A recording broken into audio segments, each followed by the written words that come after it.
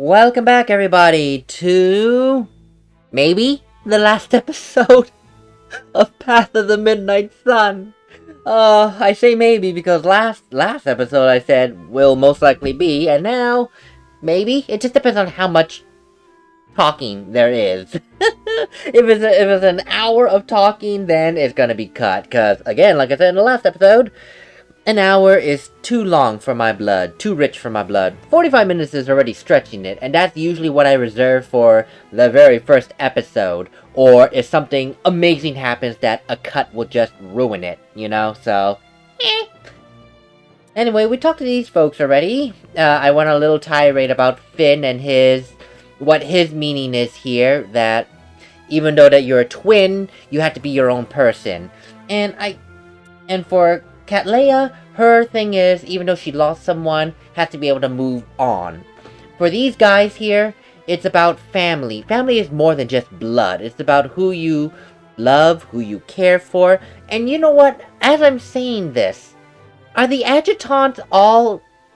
adjutants just some semblance of a psychological topic? I'm actually quite serious here. Let me go back to the hall real quick. Let me see here. Oh god, I forgot, it takes a little bit. Yes, I know, thank you. So, these three, I'm not sure if there is some kind of psychological topic amongst each of these adjutants, what they would be. Lepto. Well, Lepto for him, I suppose it's the idea that there is honor among thieves, because he definitely holds family in high regard. He holds his family in high regard, that is for sure. What he does is for the sake of the family name, even though it's thievery, but he does it for the sake of family.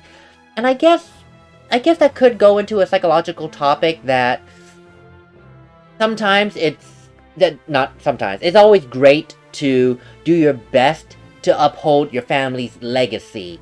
Even though it may not be the greatest of legacies, like just putting it out there, a family of murderers, kind of like a Chainsaw Massacre, you know? Not the prettiest thing, but they're maintaining the family legacy, and they are putting in high regard their family. So, again, maybe not Texas Chainsaw Massacre, but that was the best example I could come up with at the moment about family and putting it in high regard. Kalevala. I don't know about Kalevala, because one of his ancestors was a vassal for the Demon King, I believe they said.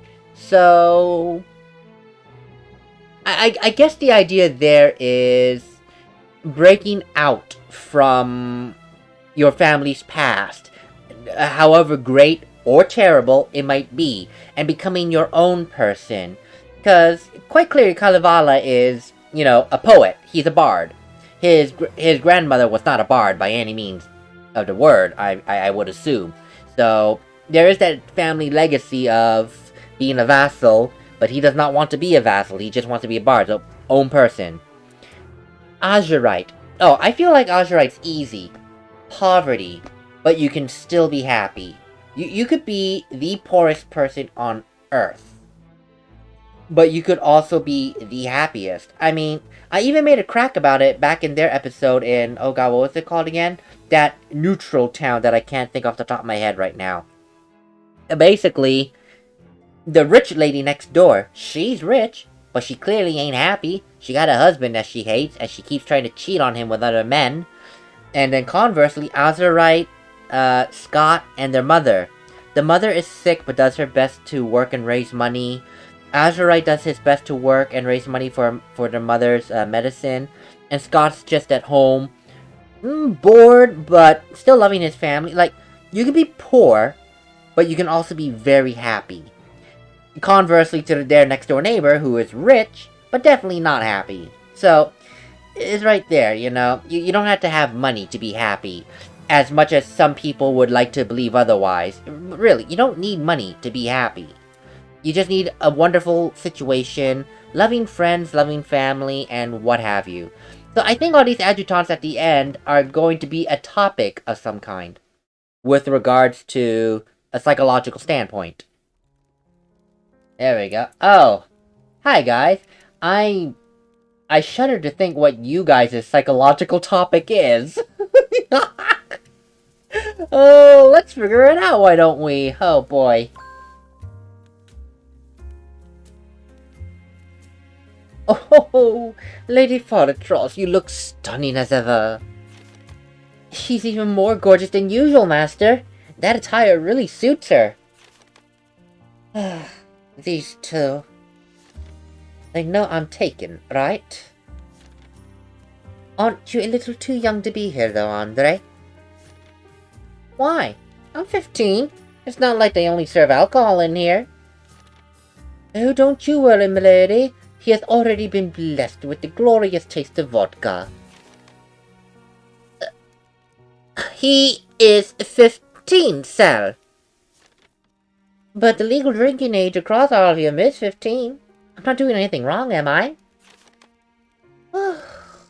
I hope you're in for a little surprise. You rascal. As for Hoikade, I changed the law yesterday. The legal drinking age is now 18. What? Oh, good gracious. Oh my god. I suppose, because I was thinking more along their, like, sexual innuendo escapade, which they do have, but I think that does tie in with the drinking. Indulgence. Definitely indulgence.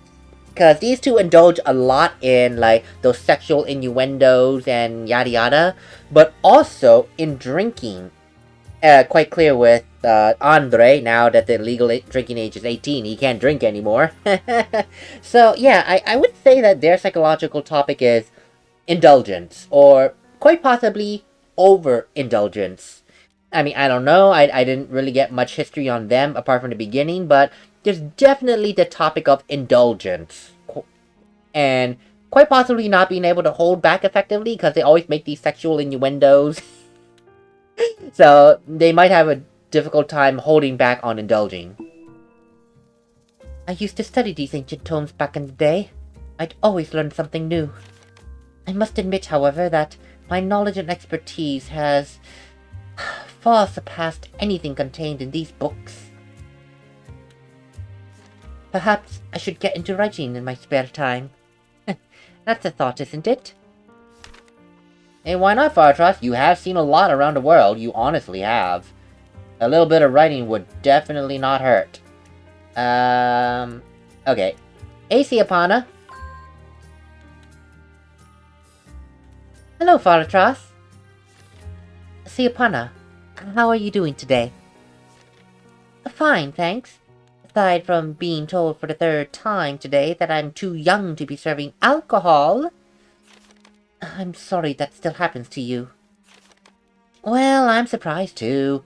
I've been working here for 3 weeks now.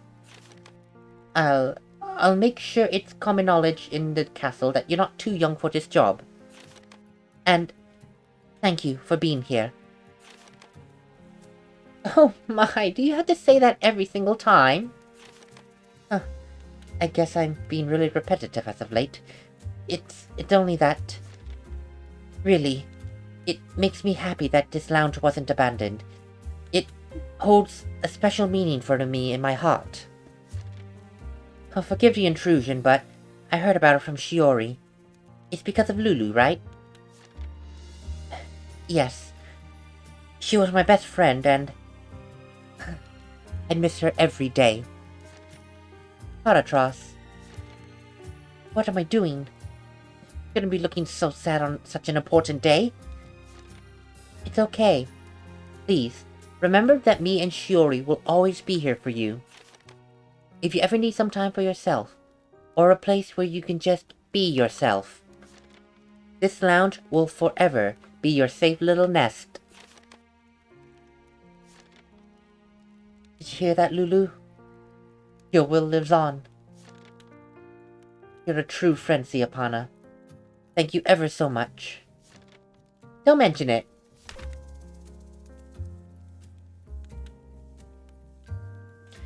I suppose with Siapana, the topic would be... and I know I'm probably just overreaching on some of these things, but I can't help it. There has to be... Even though there isn't, I feel like there's, like, some small meaning behind these things. I guess Siapana would represent one's want to just have someone to listen to them. Not necessarily respond, but just to listen. You know, be able to talk and just air out their frustrations. And maybe the other person will chime in every now and again, but really it's more for listening. Basically, someone that you can trust to cry on their shoulder about your problems and issues every now and again. And I guess that would be a psychological thing, because everyone wants a friend that you can not only just talk to, but you can be honest with. Really, you can be honest with.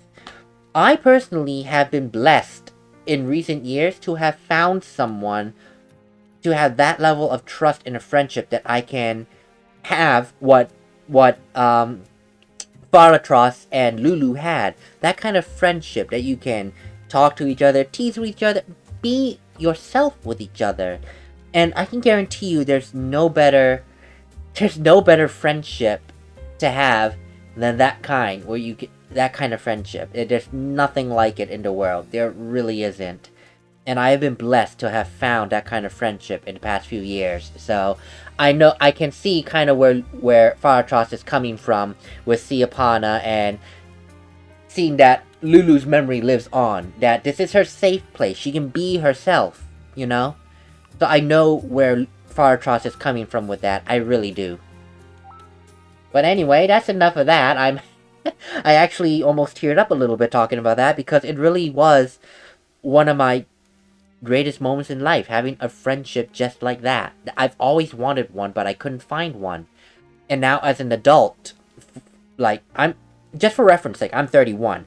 I only found a friendship like that when I was 26. So it took me a long while, but I found one. I found a friend just like that. Just like Lulu was to Faratros. I found a friend just like that. And there's really nothing like that. Nothing can replace that in the world. Nothing. But that's enough sappiness. To the throne room we go. Yes. And now it's just Empress Phoebe. I don't know if she has any psychological topics. Well, maybe the idea, because I'm pretty sure she's going to be helping Faratros support her through her coronation, being a queen, restoring relations. So definitely an ally that you can count on through thick and thin, I suppose, you know? Which would be a psychological, maybe not a psychological topic, but definitely the kind of friend, maybe not cry your shoulder on, but you can depend upon for a lot of things. Yes, I meant to, whatever. I wanted to explore first, but that's fine. Hey, Faratros, looking gorgeous today. Thank you, Phoebe. I see the others haven't arrived yet. Yeah, it's a matter of seconds. Just sit on the throne and I'll give you this amazing crown. It's beautiful. Reminds me of the one my mother used to wear. Unfortunately, there were no Holkarian blacksmiths or jewelers left, but we had made a magnolia while respecting your traditions. Knowing that it satisfies you makes me very happy. You're a dear friend. I will not forget all the support you have always offered us. Hey, the alliance between our nations has been going on for a long time. It needs to be honored. Besides, you're gonna be my sister-in-law soon, aren't you? That's... well, I suppose Rhea told you about us, right? Hey, it's okay! I fully support you, okay? No worries about the rumors, I'll deal with them. You're a lifesaver, Phoebe. In more ways than one. I know. Now go. It's your time to shine.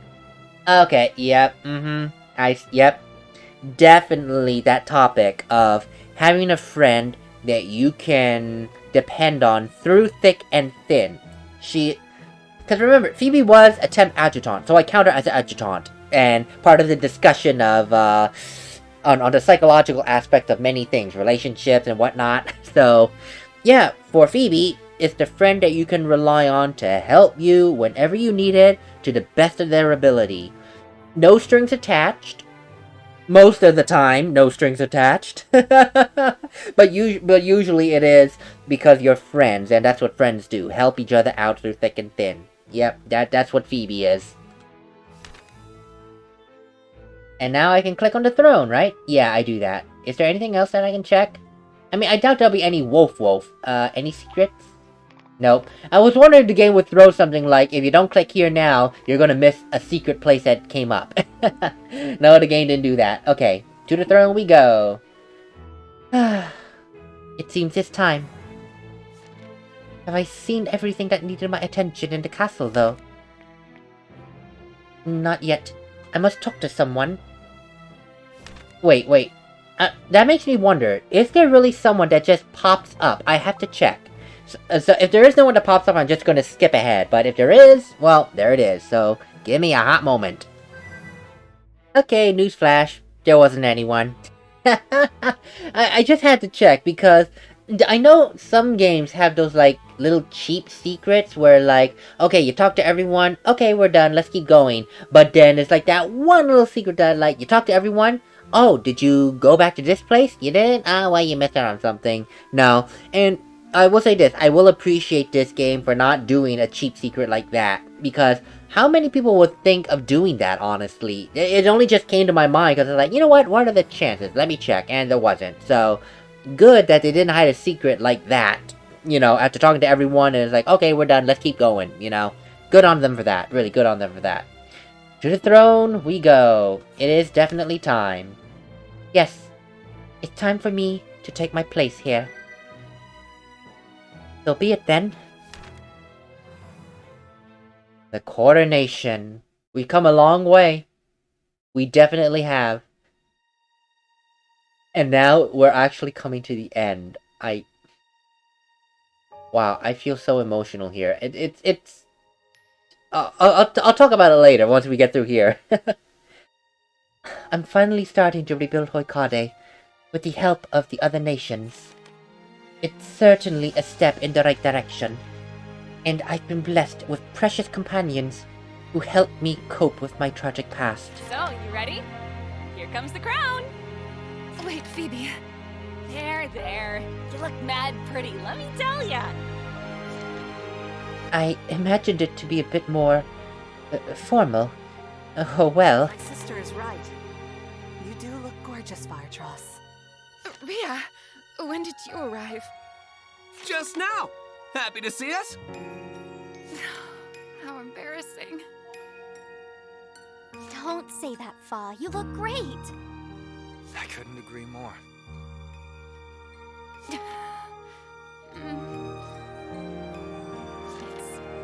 It's kinda embarrassing if you all stare at me like that.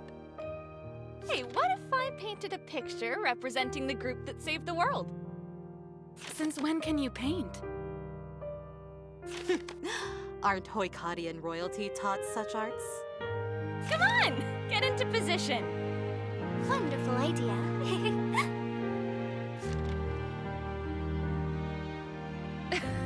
Gods, what even is the situation? Oh my god. Is it bad to say that my eyes first went to Kristoff and him wearing a shirt? That's like the most out of place thing I see here. Kristoff wearing a shirt is so out of place. I'm sorry. Oh, but man, he looks good. And that's like what? A denim/leather jacket? That and in black too. Damn, he looks good in black. He really does look good in black. God damn it. Oh boy. And oh, look at that Shiori. So formal. It's like not even the...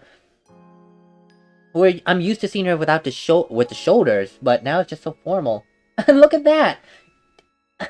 Onier is dressed like a scout. He's dressed like a scout, not, you know... And I guess that is formal. It's not like battle attire like he's been wearing the whole time. So this would be definitely considered formal. Rhea, well, she's dressed the way she is, but that's fair too, because I guess that's just how she dressed. And what I had to say with Ria, Fardatros, I like this look. It's a mix of, I don't know if contemporary is the right word, but it's mixed with something and gothic. Because her crown is all black, fits with her hair, and the throne behind her that's in black. And she's kind of dressed in the kind of dress that some gothic things have. I'm talking too much because the music's gone now. Oops. Oh no, here it is. I thought I talked over the music. But yeah, no, she's dressed in... Okay, no. No. Contemporary. Yeah, probably is contemporary, because I just thought about it. Her dress kind of reminds me of Ada Wong from Resident Evil 4, with that long one-piece dress with an open slip for easy leg movement. It reminds me of that, kind of very contemporary, mixed in with maybe a bit of a gothic style. Her hairstyle, the crown, and the background. And the gothic makes... And even her shoes, you can see a little bit there. And the gothic makes... Her belt.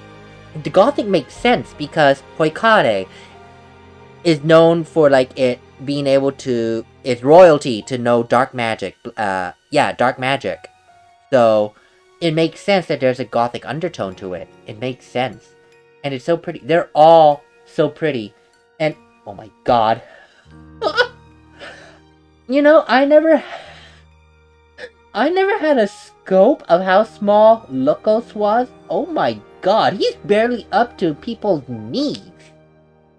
Oh my god, that's so small. That is so cute. It's like a teacup chihuahua. No wait, a teacup chihuahua is smaller than that. Oh my god, he's bigger than a teacup chihuahua. Woo! I thought he was a little bit bigger than that, but now, my god. My thumbnail should have made him smaller. Come on, don't be difficult. Try to hold a pose instead. You look very austere like that. Fa has already gotten used to the queen's position, it seems. Well, did you doubt it? Ever since she was the vassal, she's been all pompous. I'm sending you all home. Effective immediately. But this is my home too. It's my place as well. At least, that's what Fardatros told me the other night. You all are impossible, you know that. And yet you love us like this, don't you? Yes, I do. You've been the best companions I could have hoped for. Way to go! Big smiles like that! It's shaping up beautifully! We've been through so much together. Yet now, finally, all we can think about is the happy future ahead.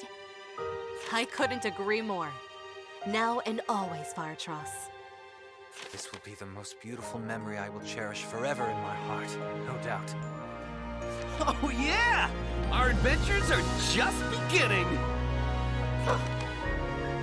Even in the darkest of times, you all have been the light that illuminated my path. Like a sun at midnight, don't you think? Oh, it's a phenomenon that sometimes occurs in Pylum. Good catch, Kristoff. Then, ours has been the journey of suns at midnight. It sounds terrible. What about the Path of the Midnight Suns? Ooh, yes! Path of the Midnight Sun! I've decided. It's the perfect title for this painting. Come on, mine wasn't too terrible either. You always find a way to put me in a good mood. Thank you, my bright suns. May our bonds shine forever.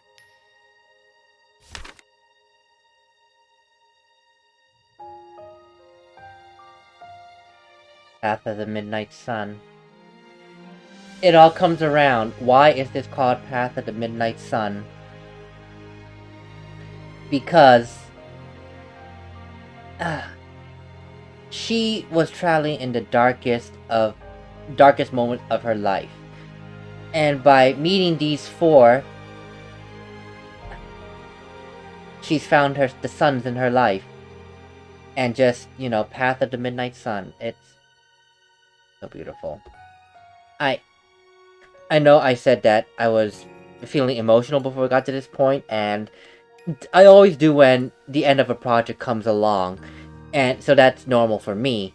But at the same time, I rarely find myself so engrossed and enjoying a story from a video game, especially from playing blind. And this has just been such an amazing, truly an amazing journey that I've gone through to play this game, to listen to the story, to bear witness to all those little plot points that were cleverly hidden, and then, to be strategically sprung upon us with an answer. Like at the last chapter against Soraya, it says, it's just so beautiful. It was just so beautifully done. The story is well composed. The music is just as equally well composed. The art, everything. It's like, at points, a lot of things come together to tell one cohesive story. And you get the story from the storytelling, the art, the music, it all comes together. It's just so beautiful. And as I said, I don't often come across a story, a game or book, that makes me so engrossed into it. It's so enticed to want to keep going, to keep playing. And I thank you. I thank you, Alfred and Andrea, for the work that you guys have done on this game, for delivering and gifting us all such an amazing story. And you guys' efforts, from the promise that you guys said you made when you were high school or such, to make a game, been fulfilled. I promise it has been fulfilled. And thank you for sharing that product of your imaginations to us. It's been such a wonderful journey. And I thank you all so much for allowing me to go through the journey and enjoy it. For both the greatest moments and, from my opinions, the lowest moments. But altogether, it's still a wonderful, wonderful experience. Wonderful. Thank you all so much. And let's see the title variation real quick before I officially sign off. Wait, you said title variation. I don't see a title variation. What? Oh god, Jesus!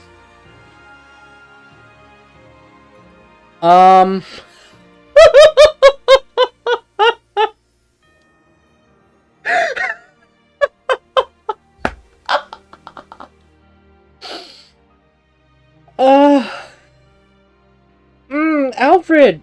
Oh, Alfred, you evil person! You've made me do it again! You've made me take off my headset in fear! Alfred, you evil person! You evil person! Oh my god, but now that I'm not in fear from the shock, let me see what this is about. I saw Onier very clearly. Please come again. Oh, she's crying. Wow, she's crying. I saw her with red eyes. And Onier. What is the meaning of Onier's eyes? Is it that he is part, whatchamacallit, part archdemon? I don't know. I don't know if there's more after this. I'll definitely have to take a look at it, and then if there is, I'll, do another episode, obviously. But if there are secrets, I'll willingly show it. But, man, Alfred, you are evil. You scared me again. Just like with the shattering of the dream in Faratras's portion. in Oikane Castle ruins. You evil man. Anyway, with that little scare, I say goodbye. Maybe for the last time, maybe not, I don't know, I'll have to meander around, but if it is the last time, thank you so much all for watching. Thank you, Alfred, for engaging in these discussions and allowing me to have a little glimpse of your mind, of what your thoughts were. And I will see you all on whatever the next thing may be. Whether it's a new video on this, or a new project, whichever one comes first. Later, everyone.